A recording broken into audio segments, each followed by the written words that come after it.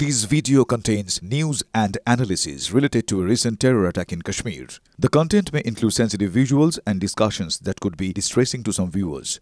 Viewer discretion is advised. We strongly condemn all forms of violence and terrorism. The purpose of the content is solely to inform and create awareness based on verified reports. Top quality और consistent performance के लिए सिर्फ silver pump नाम याद रखना। পুঞ্চ শহরের ভেতরে একটি বাচ্চাদের স্কুলের মধ্যে দাঁড়িয়ে রয়েছে এই মুহূর্তে আমরা। স্কুলের বাইরে ঠিক এই অংশে বোম এসে পড়েছে এবং যে কথা এখানকার সাধারণ মানুষ বলছে যে বিশেষত স্কুল কলেজ ছোটদের নার্সারি সেই জায়গাগুলিকে আলাদা করে টার্গেট করে শেলিং করা হয়েছে। আমার ঠিক হাতের বাঁদিকে এই জায়গাতে পাওয়ার কেবল পড়ে রয়েছে এবং সমস্ত এলাকা এই মুহূর্তে বিদ্যুৎ বিচ্ছিন্ন হয়ে গিয়েছে। তার কারণ এই জায়গাতে যে জায়গাগুলিকে টার্গেट করা হয়েছে তার মধ্যে কয়েকটি ট্রান্সফরমারও রয়েছে। কিন্তু हमारा पावर डिपार्टमेंट है, हम पावर रिस्टोर कर रहे हैं। हमारा ऑलमोस्ट 99% रिस्टोर हो गया है, तो बाकी थोड़ा थोड़ा रह गया है। तो वो हमारी टीमें जो है फील्ड में है, मैं खुद भी फील्ड में ही हम तो रिस्टोर कर रहे हैं। होपफुली हम और आधे घंटे तक सारा रिस्टोर कर दें। लेकिन सर अभी जो माहौल है शाम होने के बाद फिर से तो अटैक हो सकता है, तो आप क्या पावर बंद रख रहे हैं क्या सिटी का? जैसे जैसे गवर्नमेंट की इंस्ट्रक्शन होगी तो वैसे ही होगा। हम अपनी तरफ से तो नहीं, जब जो गवर्नमेंट जो इंस्ट्रक्शन होगी तो वैसे ही रहेगा।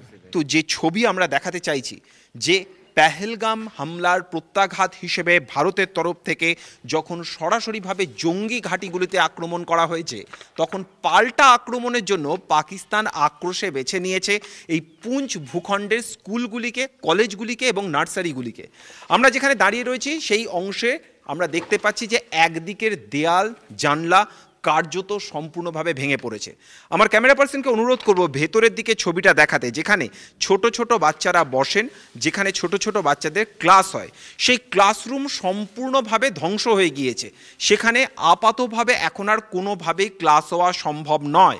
এক্ষেত্রে একটা কথা বারবার ধরে বলা হচ্ছে, যখন আজকের পৃথিবীতে গুগল ইমেজের মাধ্যমে কোন জায়গায় কোন বাড়ি রয়েছে, কোন বিল্ডিং রয়েছে তা স্পষ্টভাবে বোঝা সম্ভব, তখন সেক্ষেত্রে অত্যাধুনিক প্রযুক্তি ব্যবহার করে শুধুমাত্র পুঞ্চ এলাকার স্কুলগুলি, কলেজগুলি, ছোট বাচ্চাদের নার্সারিগুলিকে টার্গেট করার মধ্যে দিয়ে পাকিস্তান সেনাবাহিনীর জঙ্গিদের আদতে মানসিকতা কোন পর্যায়ে তা এই ধ্বংসস্তূপের ছবিটা স্পষ্টভাবে বুঝিয়ে দিচ্ছে।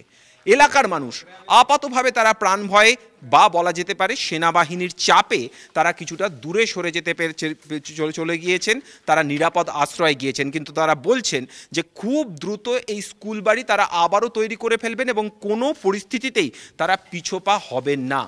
স্বাভাবিকভাবেই এই মানুষগুলির এই চারিত্রিক দৃঢ়তাই পাকিস্তানের হামলার যোগ্য জবাব বলে এই মুহূর্তে ব্যাখ্যা করছেন প্রত্যেকেই। পুঞ্চ থেকে ক্যামেরায় অনুদীপ শর্মার সঙ্গে জ্যোতির্ময় কর্মকার, টিভি 9 বাংলা।